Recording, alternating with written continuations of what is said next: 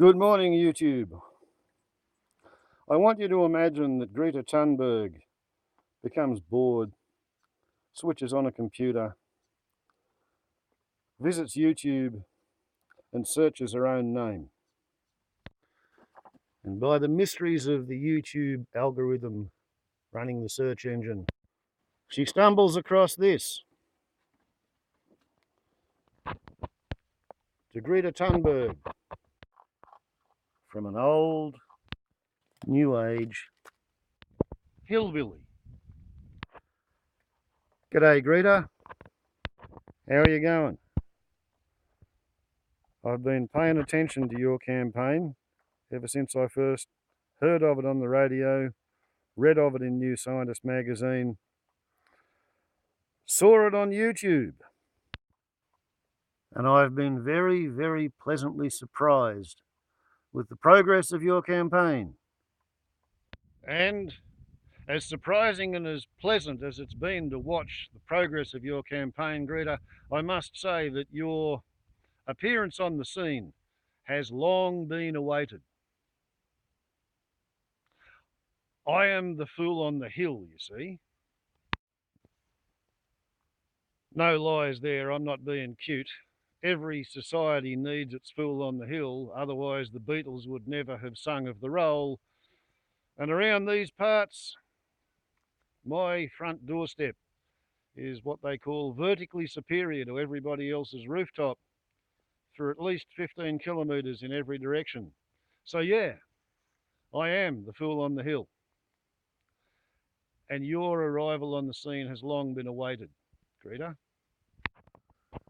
I describe myself as an old hillbilly rather than a hippie, though I run with the new ages. But I figure I've been living around these parts since 1882, when my father's grandfather brought the family DNA to the district. The new ages, the hippies, they came to here about 40 years ago, 45 years ago. I remember when the hippies showed up. And they brought some interesting ideas, because I was raised to be a white Australian redneck, growing up on the outskirts of what used to be the British Empire.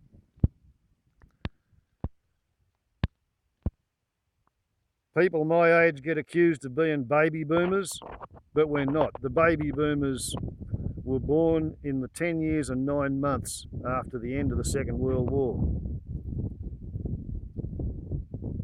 My generation, Greta, we're pretty much the space cadets, born from 1956 to 1968.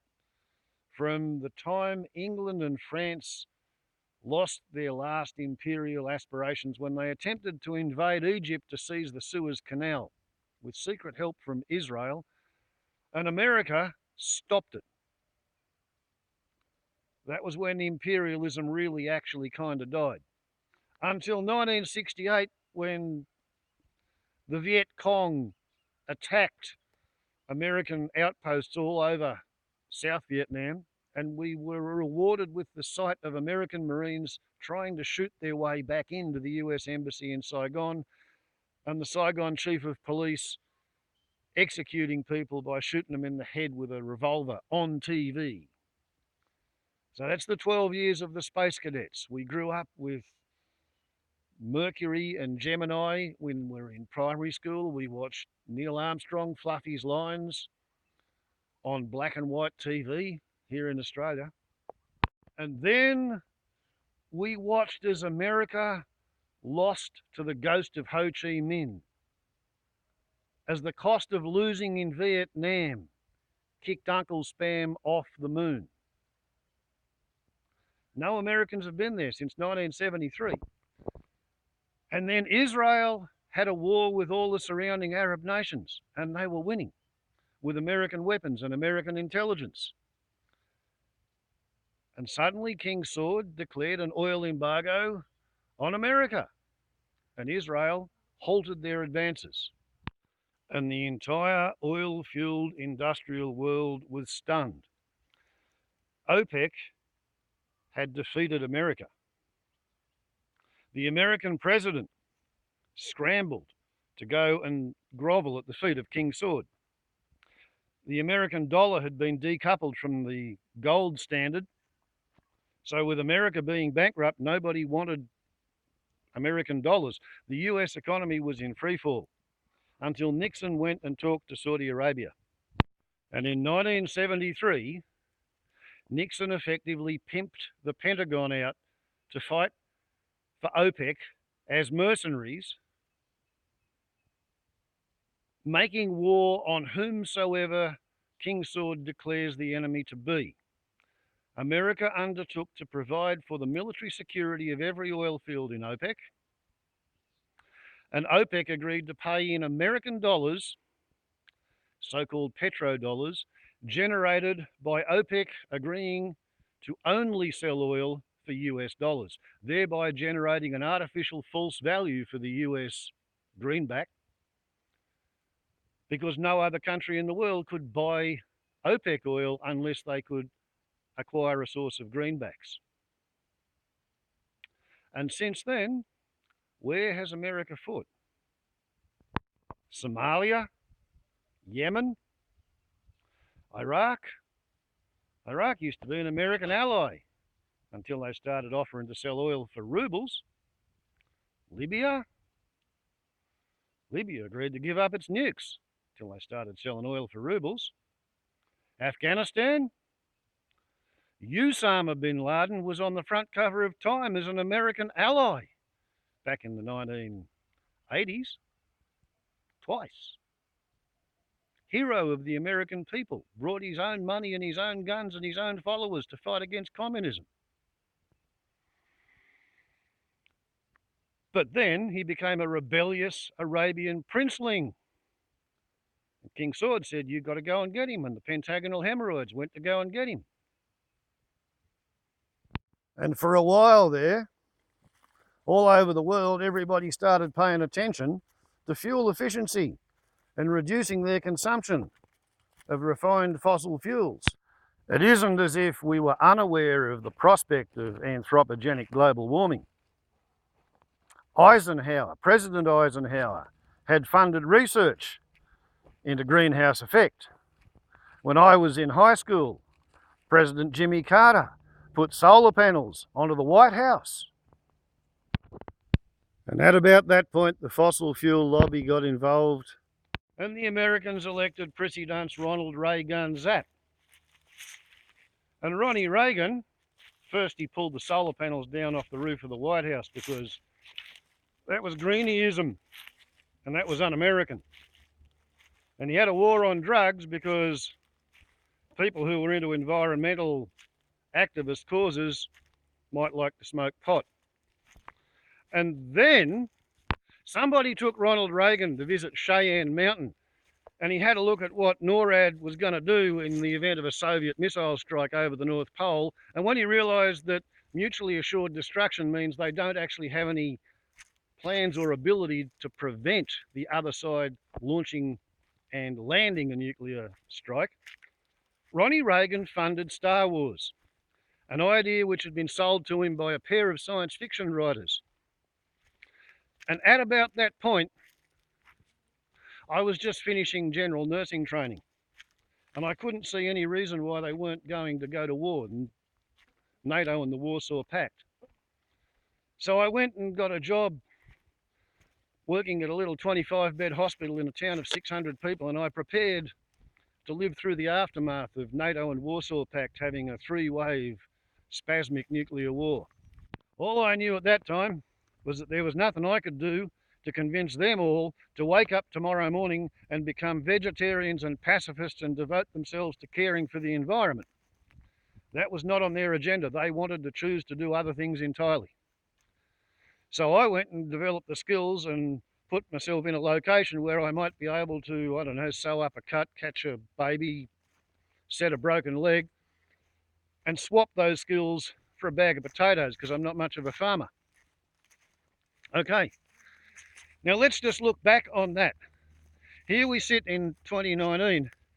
If Reagan and Gorbachev had have nuked the living shit out of each other, it would have shut down the global village, the vile age. Cryptosemantics, young lady, the secret meanings of words hidden in full view. The global village, the vile age. If you shut down the global vile age in 1984, then over half of all the fossil carbon that humanity has dug out of the ground and burned and injected into the atmosphere since 1750 would today still be under the earth safely. An anthropogenic global warming world, 95% of it would have finished 9 years ago. The exact halfway mark has moved. It's now sitting at 1990. If they'd nuked each other in 1990 instead of pulling down the Berlin Wall, then global warming would have finished 3 years ago. Think about that. Just think about that. Back then, population was probably closer to 3.5 billion than 7.7 billion. And a whole lot more of the biosphere was intact and could have been in a position to do what the landscape did around Chernobyl. Become a wildlife refuge once you take away the humans. But that isn't what happened. What happened was that we didn't nuke ourselves back when I was in my 20s. And they didn't listen to me either. They did not listen to me, even when I tried rhyming using poetry on recycled paper. And I sort of have to accept that, because the whole world, the universe in fact, runs on free will. Perfect liberty, perfect responsibility, which means that everybody is absolutely perfectly responsible for the downstream unfolding cascading consequences of every decision that they made and make. As you see, today I live in a bushfire fuel bomb death trap. When I built that there, it was the flattest, greenest, wettest spot on the hill. The last place to dry out. I built on a spring. But I chose to build there. Nobody made me do it. However, let's go back to 1994, 25 years ago. When local farmers complain to me about the drought we're having, I remind them that I voted for this drought. In 1994, I voted for this drought with my wallet when I pulled up to the Bowser at the fuel station and I bought 2,000 litres of refined transport fuel. And I burnt the lot of it. And each litre turned into 2.5 kilograms of carbon dioxide. So that 5 tonnes of emissions that I am responsible for, I spent 25 years warming the planet. And in 1996, I published a book of poetry on recycled paper. And in 1997, I burnt 3,000 litres. Driving around, trying to sell the poetry. I wasn't able to stop the rest of humanity from carrying on like a bunch of mad arseholes. But what I have been able to do for you and your generation and your descendants is I've been paying rates on 100 acres of the skin of planet Earth. It was failed farmland after 150 years of sheep and potatoes, and I've been running it as an endangered species sanctuary, keeping the sheep at bay out here in the Badlands, which is what sheep do to Australia. I never ever thought of sailing to New York to address the United Nations and rousing the school students of the planet. Those ideas of yours, young lady, are brilliant. Keep on keeping on. Good on you. Well done. Thank you. Just remember that we come at the end of 12,300 years of the broadacre aggro cult of harvest everythingism. Interpreting perfect liberty and perfect responsibility as the absolute freedom to pick wrong. Because the only true sin or Satan is selfishness. Warbles on a lot to YouTube. Ciao.